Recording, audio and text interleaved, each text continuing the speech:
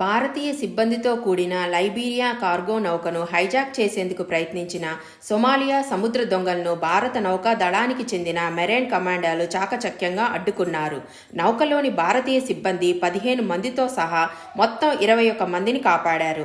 MV లీలా Norfolk అనే cargo నౌక ఈ నెల 4వ తేదీన అరేబియా సముద్ర జిల్లాల్లో ఉండగా సొమాలియా సముద్ర దొంగలు హస్తగతం చేసుకున్నారు. ఓడ సిబ్బంది ఆపదలో ఉన్నామని ఆదుకోవాలంటూ యూకేఎంటీఓ పోర్టల్కు సమాచారం అందించారు. సమాచారం తెలియడంతో భారత్ నేవీ అప్రమత్తమై ఆ ప్రాంతానికి ఐఎన్ఎస్ చెన్నై యుద్ధ నౌకను పంపించింది. నౌకలోని పరిస్థితులను దగ్గర నుంచి అంచనా వేసేందుకు MQ-9B ప్రిడేటర్ డ్రోన్ను రంగంలోకి దించారు. పరిస్థితులు అనుకూలంగా ఉన్నట్లు పై అధికారుల నుండి గ్రీన్ సిగ్నల్ రావడంతో కమాండోలు కార్గో నౌకలోనికి మెరుపు వేగంతో ప్రవేశించారు. వారిని చూసి సముద్ర దొంగలు తోక ముడిచారు. నౌక సిబ్బంది ఇచ్చిన హెచ్చరికలతోనే వారు భయపడి నౌకను హైజాక్ చేసే ప్రయత్నాన్ని విరమించుకున్నారని నేవీ కమాండర్ వివేక్ మద్వాల్ తెలిపారు.